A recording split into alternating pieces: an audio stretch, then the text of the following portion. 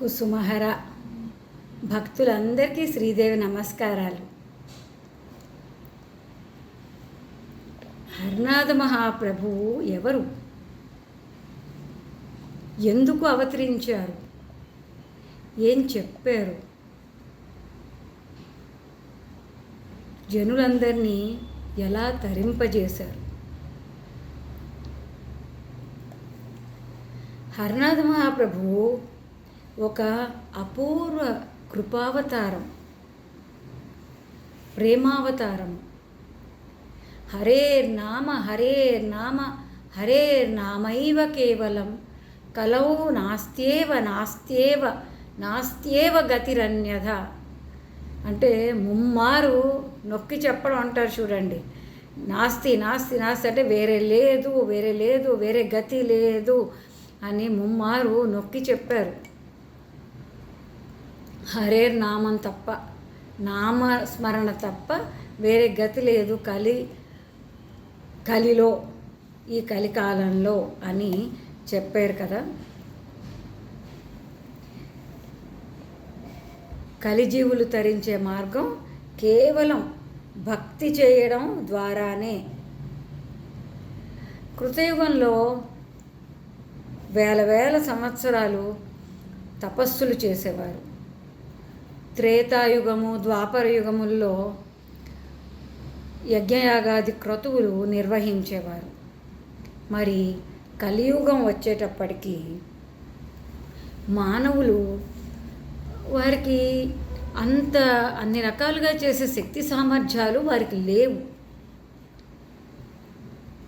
అందువలన భగవానుడు మనల్ని ఉద్ధరించడానికి, మనలో ప్రేమ భక్తిని పెంపొందింపచేయటానికి హరనాథునిగా ఆవిర్భవించారు. బెంగాల్ రాష్ట్రంలోని సోనాముఖిలో 1865 సంవత్సరంలో జూలై 1వ తేదీన ప్రభువు ఆవిర్భవించారు.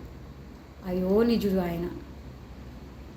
అలాగే మాతృశ్రీ కుసుమకుమారిదేవి కూడా అదే ఊళ్ళో 1870 సంవత్సరంలో డిసెంబరు 14వ తేదీన అమ్మ ఆవిర్భవించారు. సామాన్య గృహస్థుగా జీవితం గడిపి సంసారంలోని ఈతిబాధలన్నిటినీ కూడా వారు అనుభవించి మనకి అది చూపిస్తూ జనులు ఎలా తరించాలో నేర్పించారు. హరనాథ్ మహాప్రభువు తాను చేసిందే చెప్పారు, చెప్పిందే చేసి చూపించారు. పై మాటలు కాదు, ఆయన ప్రాక్టికల్గా ప్రతిదీ కూడా మనకు ఆచరించి చూపించారు. ఆధ్యాత్మిక మార్గంలో ఎలాగ పురోగమించాలో తెలియజేశారు. తాను కాశ్మీర్లో మహారాజు గారి ఆస్థానంలో ఉద్యోగం చేస్తూ, దేవాదాయ ధర్మాదాయ శాఖలో ఉద్యోగం చేస్తూ ఎందరో సన్నిహితులకు, మరి తర్వాత మాతృశ్రీకి, ఆమె సోనాముఖిలోనే ప్రభువు తల్లిగారైన భగవతీ సుందరిదేవికి, ఆమె అత్తగారికి సేవలు అందిస్తూ కుటుంబ భారాన్ని నిర్వహిస్తూ సోనాముఖిలోనే ఉన్నారు కుసుమతల్లి. మాతృశ్రీకి కూడా ఎన్నో ఉత్తరాలు రాశారు. అలా ప్రభువు 2 లక్షలకి పైగా ఉత్తరాల్ని రాశారు. అది మానవ మాతృలకి సాధ్యమా చెప్పండి? అయితే తదుపరి రోజుల్లో ఎందరో భక్తులు ప్రయత్నించగా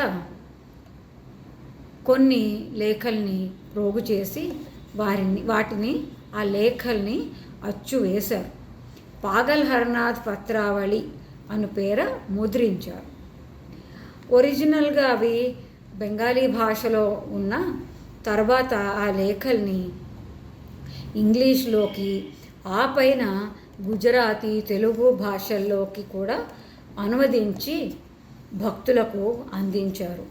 ఎందరో మహానుభావులు, వారందరికీ నిజంగా మనం ఎంత కృతజ్ఞతాభివందనాలు చెప్పుకున్నా తక్కువే. ఎందుకంటే మనందరం బెంగాలీ భాష నేర్చుకుని చదవగలమా చెప్పండి? అందువల్ల వారికి మనం ఎన్నో ఎన్నో కృతజ్ఞతలు చెప్పుకుంటూ ఉండాలి. అయితే ఇటీవల కాలంలో మనకి ఈ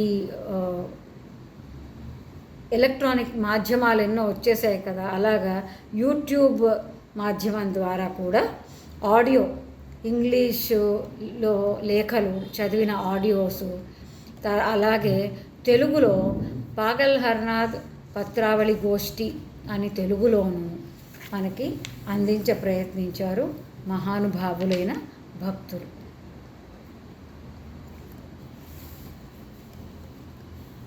ఆయన తన లేఖల్లో భాగవత సారాన్ని, గీతా సారాన్ని, తన దివ్య సందేశాలను అన్నీ కూడా కలగలిపి అందించారు. అర్థం చేసుకున్న వారికి అర్థం చేసుకున్నంత అన్నట్లుగా తరచి చదివే కొద్దీ ఎవరి పరిపక్వతను అనుసరించి వారికి ఎరుకపడుతుంది. నేను లేఖల రూపంలో మీ దగ్గరే ఉన్నాను అన్నారు ప్రభువు. మనకు జీవితంలో ఏ సందేహం కలిగినా, ఏ సలహా కావాలన్నా కూడా ఏదో ఒక లేఖను తీసి చదివితే ప్రభువు మనకి ఆ లేఖలో ఒక చక్కని మార్గం సూచిస్తారు. గ్యారంటీ. ఇది ట్రైడ్ అండ్ టెస్టెడ్ మెథడ్ అనుకోండి. ఎంతోమందికి ఎన్నో మనం ఆనందంగా జీవితం గడపటానికి ఏ ఏ వయసుల్లో ఏ రకంగా మన జీవన విధానాన్ని మలుచుకోవాలో, పురుషులు ఎలా ప్రవర్తించాలో, స్త్రీలు ఎలా వ్యవహరించాలో, తల్లిదండ్రుల్ని, అత్తమామల్ని ఎలా గౌరవించాలో, మరి ఒక దుర్వ్యసనాల పాలిట పడకుండాను, లేదా దుష్ట సాంగత్యం నుంచి జాగ్రత్తగా బయటపడగలిగేటట్టు విధానాల్ని, తర్వాత ఏ ఏ వయసుల్లో దంపతులు ఏ ఏ రకంగా జీవనం గడపాలి అని, ఇలా లెక్కకు మిక్కిలిగా ఆయన సలహాలు సూచనలు ఇచ్చారు. ఆయన టచ్ చేయని సబ్జెక్టే లేదు. అంటే ఒక టైం మేనేజ్మెంట్ ఏంటి, ఏ మేనేజ్మెంట్ పుస్తకాల్లో కూడా మనకి ఇన్ని పాఠాలు దొరకవు. ఒక టైం మేనేజ్మెంట్ అనండి, యాంగర్ మేనేజ్మెంట్, తర్వాత సైకలాజికల్ ప్రాబ్లమ్స్, అన్నీ name it, you will get it in the book. ప్రతి దానికి మీకు అక్కడ సొల్యూషన్ దొరుకుతుంది పాగల్ హర్నాథ్ పత్రావళిలో. నిజంగా పాగల్ హర్నాథ్ పత్రావళి ఒక రత్నాల గని. అయితే వీటిలో ఒక ముఖ్యంగా ఆ టైంలో ఆ సమకాలీనులకి చెప్పిన వాటిలో ముఖ్యంగా ఉన్నది మంత్రం, నామము గురించి. అయితే వారు ఆవిర్భవించిన ఆ కాలంలో మంత్రదీక్షలు తీసుకోవటం, కఠిన నియమాలు, నిష్టలు, ఆచార వ్యవహారాలు అవన్నీ కూడా ఉండడం వలన జనులు సులభంగా తరించగలిగే మార్గం సూచించాలి అని ఆయన పూనుకొని వారిని అందరినీ కూడా ఆ రకంగా ఎడ్యుకేట్ చేశారు. అయితే మంత్రానికి, నామానికి, దీనివల్ల కూడా వచ్చే ఫలితం సమానమే. అయితే మంత్రోపాసనకి ఎన్నో మడి ఆచారాలు, కఠిన నియమాలు అవన్నీ కూడా పాటించాల్సి ఉంటుంది. ఆ విషయం, ఆ నియమాలు సరిగా పాటించలేకపోతే ఏం జరుగుతుందో, ఏ నష్టం వాటిల్లుతుందో, ఏ అనర్థం జరిగిపోతుందో అని ఒక టెన్షన్, ఒక భయం ఉంటుంది. అదే గనక నామం చేసుకుంటే నామానికి ఈ రకమైన నియమ నిబంధనలు ఏమీ లేవు. ఈ కాలమాన పరిస్థితులను అనుసరించి నామస్మరణ శ్రేష్టం అని ప్రభువు చాలా చాలా చాలా తరచి చెప్పారు మనందరి కోసం. దానికి ఎందుకంటే నియమ నిబంధనలు లేవు, సమయాలు లేవు, స్థల నిర్దేశం లేదు, ఏది అవసరం లేదు. అంటే నామం ఎక్కడైనా, ఎప్పుడైనా, ఎవరైనా, ఎలాగైనా చేసుకోవచ్చు అని నొక్కి చెప్పారు ప్రభు. అలాగా నామస్మరణ చేస్తూ ఉంటే హృదయంలో ప్రేమ జనిస్తుంది అని చెప్పారు. అయితే ఇక్కడ ఒక విషయం పంచుకోవాలండి. ఈ మధ్య ఒక వీడియో చాలా వైరల్ అయింది. అందులో చెప్తారు, కృతయుగంలో దేవదానవులు వేరు లోకాల్లో ఉండేవారు. వారిలో యుద్ధాలు అవి జరుగుతూ ఉండేవి, మనకు తెలుసు. పురాణ గాథల్లో మనం వినున్నాం. ఆ తర్వాత త్రేతాయుగంలో డిఫరెంట్ దేశాల్లో మానవులు, దానవులు ఉన్నారు. అంటే ఎగ్జాంపుల్, రాముడు అందరూ ఇక్కడ ఉన్నారు, లంకలో రాక్షసులు ఉన్నారు. అదే తర్వాత ద్వాపర యుగానికి వచ్చేటప్పటికి ఒకే కుటుంబంలో దేవదానవులు ఉన్నారు. అంటే మంచి చెడు, మంచివారు చెడ్డవారు ఒకే కుటుంబంలో ఉన్నారు, కౌరవ పాండవులు. ఇక కలియుగం వచ్చేటప్పటికి ఒకే మనిషిలోనే దేవదానవులు ఉన్నాయి. అంటే దైవీ గుణాలు, రాక్షస గుణాలు ఒకే మనిషిలో, ఒకే మనిషి మనసులో ఉన్నాయి. అయితే అందుకే ఆ దేవదానవ సంగ్రామం అనేది మనకి మనసులోనే ఇప్పుడు జరుగుతుంటుంది. ఏదైనా మనం ఒక పని చేయబోయాం అనుకోండి, మనకి ఎన్ని ఆలోచనలు వస్తాయి. ప్రాక్టికాలిటీ చేద్దామంటుంది, ఇమోషనల్లీ, స్పిరిచువల్లీ మనం ఆలోచిస్తున్నప్పుడు కాదు ఇది రాంగ్ అని మనమే చెప్పుకుంటూ ఉంటాం. సినిమాల్లో చూడండి, ఒక 2 క్యారెక్టర్స్ బయటకు వస్తాయి. వచ్చి మంచి క్యారెక్టర్, చెడ్డ క్యారెక్టర్ ఉండి ఆ 2 డైలాగ్స్ ఉంటాయి. పూర్వం సినిమాల్లో ఉండేవి అలాగా. అప్పుడు అవన్నీ చర్చించుకునేటట్టు అదంతా డైలాగ్ జరిగేది. అప్పుడు ఎవడో ఒకడు మాట నెగ్గుతుంది. ఆ పాజిటివిటీకి వెళ్ళేవాడు మంచివాడైతే పాజిటివిటీ వైపు వెళ్తాడు, చెడ్డవాడైతే నెగిటివిటీ వైపు వెళ్తాడు.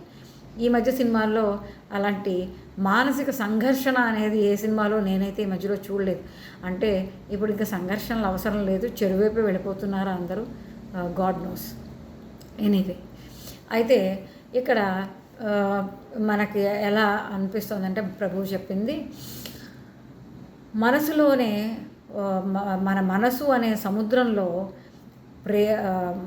నామము అనే కవ్వంతో చిలికినప్పుడు ఈ మంచి చెడు అన్నిటి మధ్య నుంచి ప్రేమ అనే అమృత తుల్యమైన ప్రేమ జనిస్తుంది. నామము నిరతము మధించుచుండున ప్రేమ పుట్టునని చెప్పెను.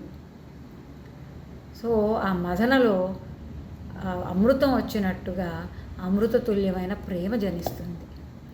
అయితే ప్రేమ అంటే కామము వేరు, ప్రేమ వేరు. ఈ సాంసారికమైన తుచ్చమైన ప్రేమ కాదు. ఇటర్నల్ లవ్, యూనివర్సల్ లవ్, అది ఒక అన్కండిషనల్ లవ్. అది ప్రభు అంటారు మాతృమూర్తులకే సాధ్యమైనది అది అంటారు. అయితే అలాంటి ప్రేమ నిండిన హృదయంలో ప్రభువుకి స్థానం ఇస్తా అంటున్నారు. ప్రభు వచ్చి నిలుస్తానంటారు ఆ హృదయంలో మాత్రమే. అయితే ఇక్కడ ఇంకొకటి ఉందండి. మనము పురుషులుగా స్త్రీలుగా జన్మని తీసుకున్నా కూడా ఆ జగద్భర్త ఒక్కడే, పరమ పురుషుడు ఒక్కడే, ఆ చైతన్య రూపం ఒక్కడే, ఆ పరమేశ్వరుడు, ఆ భగవానుడు. మిగిలినంతా కూడా ప్రకృతి యొక్క స్వరూపమే. ప్రకృతి ఈజ్ నథింగ్ బట్ మాయ. ఈ మనం అన్ని చరాచర జీవరాశులన్నీ కూడా పురుష రూపంలో ఉన్న, స్త్రీ రూపంలో ఉన్నా కానీ అందరం కూడా ఆ ప్రకృతి యొక్క అంశలమే. అందువల్ల అందరినీ ఆ స్త్రీత్వాన్ని సంతరించుకోమంటారు ప్రభు. అంటే పురుష దేహదారులైనా కానీ ఆ స్త్రీల యొక్క మార్దవత్వాన్ని, ఆ సున్నితత్వాన్ని ఆపాదించుకోమంటారు తమ మనసుల్లో. అప్పుడే వారు ఆ మనసు మెత్తబడి వారు నామాన్ని తీసుకోవడం కానీ, ఇందాక మనం చెప్పుకున్నాం కదా, నామే రుచి జీవేర్దయ సాధు సేవ అని. ఆ నామంలో రుచి కలుగుతుంది, ఆ దయ కలుగుతుంది. ఈ మెత్తని హృదయం వల్ల సున్నితమైన హృదయం కలిగితేనే సాటి వారి ఎడ, వేరే జీవుల ఎడ దయ కలుగుతుంది, భూతదయ కలుగుతుంది. అప్పుడే ఆ సాధు సేవ చేయగలుగుతారు. అందుకని ప్రభు అంటారు, ఈ నామం నిరతము చేసి ప్రేమ పెంచుకోమని చెప్తున్నారు. ప్రేమ సూత్రమును ప్రభువు కట్టుబడతారంటున్నారు. అయితే ప్రేమ సూత్రము అంటే తాడు, దారం, తాడు అనుకోవచ్చు. అయితే ఆ ప్రేమ అనే తాటితో మాత్రమే భగవానుణ్ణి మనం బంధించగలుగుతామట. బంధించి మన హృదయంలో దాచేసుకోమంటున్నారు. అయితే ఆ ప్రేమ అనే సూత్రంతో ప్రభువు కట్టుబడతా ఉంటున్నారే. అయితే ప్రభువు అంటే, ఆ భగవానుడు అంటే ఏంటి? ఇప్పుడిప్పుడే కదా చెప్పుకున్నాము. ఆయన జగత్తంతా ఆయనే కదా, జగత్తంతా ఆయనదే. ఆయన విశ్వరూపి, విశ్వవ్యాపి పరమాత్మ.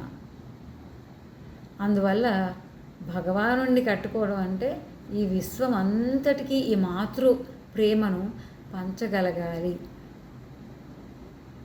ఒక విశ్వజననిగా తయారవ్వాలి. అప్పుడు స్వపర భేదాలు పోయి ఆ అన్కండిషనల్ లవ్ తోటి అందరినీ సమానంగా ప్రేమించగలుగుతారు. ఆ ప్రేమతోనే సమస్తము సాధించగలము అని చెప్తున్నారు ప్రభువు. అలా ఆ నామంలో రుచి పెరిగి ఆ నామస్మరణ ఒక ఎడిక్షన్ లాగా అయిపోతుంది. అవ్వాలి అనే కోరికతోటే మనం అది మొదలుపెట్టి చేసుకుంటూ ఉండాలి. అయితే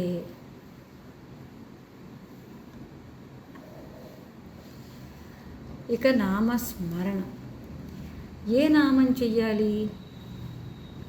అరప్రభువు అన్నారు, కుసుమకుమారి నాలో ఉన్నది, నేను కుసుమకుమారి దేవిలో ఉన్నాను, అందుకే నన్ను కుసుమహరనాథ్ అని పిలవండి అని చెప్పారు. అందువల్ల ఆయన భక్తకోటి ఆయన్ను కుసుమహరునిగా కీర్తిస్తారు, భజిస్తారు, పూజిస్తారు. జయ హరనాథ జయ కుసుమ కుమారి జయ, జయ హరనాథ జయ కుసుమ కుమారి జయ, జయ హరనాథ జయ కుసుమ కుమారి జయ, జయ హరనాథ జయ కుసుమ కుమారి జయ అంటూ షోడసాక్షరి నామంతో ఆయనను భజిస్తారు, సంకీర్తనలు చేస్తారు, ఏకాహాలు సప్తాహాలు నిర్వహిస్తారు. కుసుమహర పంచాక్షరి నామ జపం చేసుకుంటారు. అలాగే కుసుమహర కోటి లిఖిత యజ్ఞం కూడా చేస్తూ ఉంటారు. ఎన్నో కోట్ల కోట్ల నామం వారు రాస్తూ ఉంటారు కొందరు. అయితే హరప్రభువు ఎప్పుడు కూడా తన నామాన్నే చేయమని అనలేదు.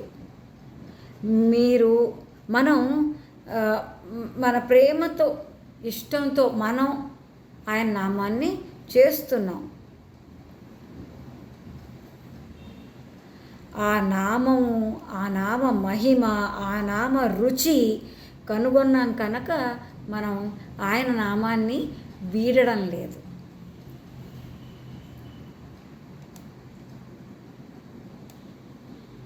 అయితే ప్రభు అంటారు, ఏ నామం వినినంతనే నీ ఒడలు పులకాంకితమవుతుందో, ఏ నామం చెవుల పడినంతనే హృదయం భారమై హృదయం ద్రవించి ఉద్విగ్నతతో ప్రేమాశ్రుధారలు ప్రవహిస్తాయో అదే మీ హృదయాన్ని కదిలించిన నామం అని ఎరుగండి అని. ఆ ఇష్ట దైవతమే మన మనసును, ఆ ఇష్ట దైవతానికే మన మనసును నివేదించుకున్న తరువాత, నీవే తల్లివి తండ్రివి, నీవే సఖుడున్, నీవే గురువును దైవము, నీవే నా తోడు నీడ, నీవే నా పతియు గతియు అని నమ్ముకున్న తరువాత ఏ దైవ దర్శనానికి వెళ్ళినా, ఏ తీర్థస్థానానికి వెళ్ళినా కూడా అక్కడ ఆ మూర్తిలో నీ ఇష్టమూర్తినే చూసుకోగలగాలి. అది ప్రభువు మనకి ఖచ్చితంగా చెప్పే విషయం. ఎప్పుడు కూడా ఇలా అంటున్నాను అనుకోకండి. ఈ రోజులో చాలామంది నేను చూస్తున్నాము. అది ఎలా చెప్పాలి, ఒక్కొక్కసారి ఒక్కొక్క దేవుణ్ణి నమ్ముతూ ఉంటారు. సీజనల్ లాగా, అలాగ అనకూడదు కానీ ఒక సీజనల్ లాగా చేస్తూ ఉంటారు. ఈరోజు ఒక దేవుడు, మళ్ళీ ఇంకెవరో లేదండి మాకు ఇక్కడ మాకేం కలిసి రావట్లేదు, ఈ దేవుడు మాకేం చేయట్లా అని ఇంకొక దేవుళ్ళ పేర్లు నేను తీసుకోను, అమ్మవార్లు బాబా వేరే అందరి పేర్లు నేను తీసుకోను. అయితే అలా అక్కడ నిలకడగా ఉండరు వాళ్ళు. ఎందుకంటే నీకు ఒకసారి నిలకడ లేనప్పుడు ఎప్పటికీ నిలకడ ఉండదు. నిలకడ అనేది ఉంటే మొదటే ఉంటుంది కదా. ఇప్పుడు బాబా ఎంత నిక్కచ్చిగా చెప్పారంటే, ఒక పెళ్లి చేసుకుని ఒక భర్తను పెళ్ళాడిన తర్వాత ఆయనతోడిదే లోకం ఆ ఇల్లాలికి. ఆ భర్త అందగాడ, లేకపోతే పెళ్లి చేసుకున్నాక ఏమైనా అంగవైకల్యం వచ్చిందా, అప్పుడు ఆ భర్తని వదిలేసి వెళ్ళిపోతుందా ఇల్లాలు? మరి మంచి ఇల్లాలైతే కాదు కదా.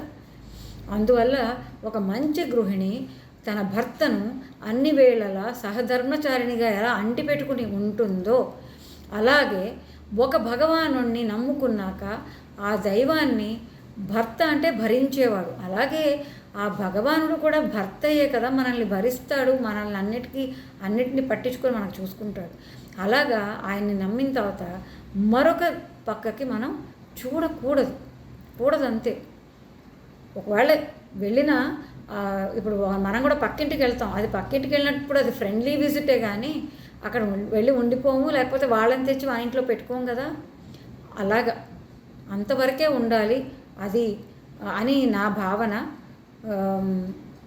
కానీ ప్రభు కూడా దీన్ని ఖచ్చితంగానే చెప్పి ఉన్నారు. టైం టు టైం మార్చేసుకోకండి, ఒక ఇష్టదైవతాన్ని నమ్ముకుని అంటి పెట్టుకుని ఉండాలి. ఎందుకంటే ఆ సుప్రీం పవర్ ఒకటే, అది తెలుసు కదా మనకి.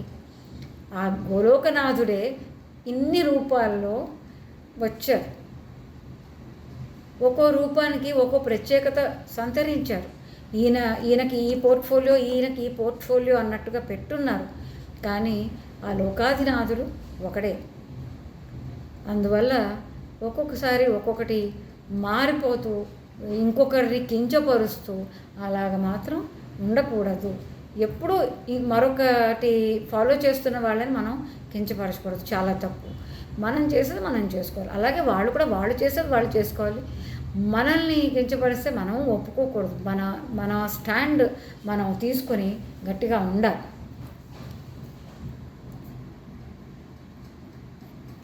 ఇంకా అందువల్ల అలాంటి అచంచల భక్తి విశ్వాసాలు, సంపూర్ణ శరణాగతి, అది మనం చేయవలసిన పని. నీవే తప్ప ఇతపరం వెరుగా అనుకోవాలి. ఆయనపై భారం వేసినప్పుడు ఆయన మనకు అండగా నిలిచి, మనకు ఏ వేళల ఏది అవసరమో ఆయన మనకు అన్నీ కనిపెట్టుకొని ఆదుకుంటూ ఉంటారు. నన్ను దేవుణ్ణి చేసి పెద్ద సింహాసనం వేసి దూరంగా కూర్చోపెట్టకండి అంటారు ప్రభు. అంటే మరి అంతే కదా, అన్ని అవతారాల్లోనూ ముందు అదే కదా జరిగింది. ఆ అవతారులందరినీ కూడా మనం దూరంగా నిలబెట్టి ఆ గర్భగుడిలో ఉంచి అలా బయట నుంచి చూసి వచ్చేస్తాం. మనవాడేలే అన్నట్టుగా మనం చూడం కదా. ఆయన భగవంతుడు అమ్మో అన్నట్టు భయభక్తులతో ఉంటాం. ఖచ్చితంగా అక్కడ చెప్పాలి, భక్తి విశ్వాసాలు ఉంటాయి, కానీ అక్కడ భయభక్తులు ఎక్కువ ఉంటాయి. అయితే ఇక్కడ ప్రభు అంటారు, నన్ను అలా దూరం పెట్టకండి, నన్ను మీ కుటుంబంలోని ఒక సభ్యుడిగా భావించండి అంటారు. అంటే ఆయన మనతో ఒక సంబంధాన్ని ఏర్పరచుకోవడానికే ఆయన ఎప్పుడు చూశారు. అంటే ఒక సోదరునిగా చూడండి, లేకపోతే ఒక అక్కగా, చెల్లిగా, తల్లిగా, తండ్రిగా, తాతగా, మనవడిగా, ఎలాగోలా నన్ను మీ కుటుంబంలోని సభ్యుడిగా చూడండి అంటారు. అయితే ఎన్నో లేఖల్లో ఆయన ఎన్నోసార్లు ఏమంటారంటే, ప్రపంచమంతా నాకు తల్లులు కావాలి అనే కోరిక నాకు ఉంది అని ఆయన చెప్పారు స్వయంగా. ఆ మాతృవాత్సల్యం తన ఎడల చూపించమని అన్నారు ప్రభు. మన పూర్వ జన్మల సుకృతం ఆయన దగ్గరికి చేరాము. ఇప్పుడు మనకు చిన్న బిడ్డ ఉన్నాడు అనుకోండి, వాడికి మనం భయపడుతూ చేయం, ఏ పని చేసినా ఆనందంగా చేస్తాం, మనం ఎలా ఉన్నా చేస్తాం. ఇవాళ నాకు జ్వరంగా ఉంది, నేను స్నానం చేయలేదు అని బిడ్డకు భోజనం పెట్టడం మానేస్తానా? లేదు కదా, పెడతాం. అందువల్ల మన తండ్రి హరినాథుడు మన చిన్న బిడ్డగా ఉండడానికి తయారై మన దగ్గరకి వచ్చాడు. మనతో పాటు ఆయనకి చూసి, చిన్న బిడ్డను మనం మర్చిపోయి మనం తినేస్తామా, మనం తాగుతామా? వాడికి ముందు చూసి మనం చేసుకుంటాం కదా. అలాంటి ఒక బిడ్డగా, ఒక తండ్రిగా మనం ఆయన్ని చూసుకుంటే, ఆయనే చూసుకోమని ఆయన అడిగారు, కానీ ఆయనే మనల్ని చూసుకుంటారు. మన చేయి పట్టి నడిపించుకు తీసుకెళ్తారు. మనకి ఇందాక అనుకున్నాం కదా, ఏ వేళలో ఏది అవసరమో ఆయనే మనకు అందజేస్తూ ఉంటారు. మనం ఏదో ఆయన చూస్తున్నామని మనం భ్రమసిపోతాం. మనం ఏమీ ఆయన చూడట్లేదు. మనం ఆయనకి చూస్తున్నవి, అమరుస్తున్నవి కూడా ఆయన మనకు దయతో మనకి కలగజేసినవే. అంటే మనకి ఏవేవి ఇష్టమో అవి మనకు తెలియకుండానే సమకూర్చి ఆయనకి నివేదించి మనమే తీసుకునేటట్టు మనకు మళ్ళీ తిరిగి ఆయన ప్రసాదంగా మనకి ఇస్తారు. అది నిజానికి జరిగేది. ఆయనకి ఈ రకంగా మనం ఈ కుటుంబాల్లో పుట్టి, లేదా ఆయన I will choose my own flock అని చెప్పారు. అలాగా ఆయన చూస్ చేసుకుని మనల్ని ఆయన దగ్గర చేసుకున్నారు. అది మన ఎన్నో ఎన్నో ఎన్నో జన్మల సుకృతం. ఆయన భక్తులందరికీ దగ్గరయ్యి హరినాథ కుటుంబంలోని ఆప్యాయత, ఆత్మీయత, అనుబంధాలని పొంది పొంగిపోతున్నాం. మన జన్మలు ధన్యం. కుసుమహర కుసుమహర కుసుమహర.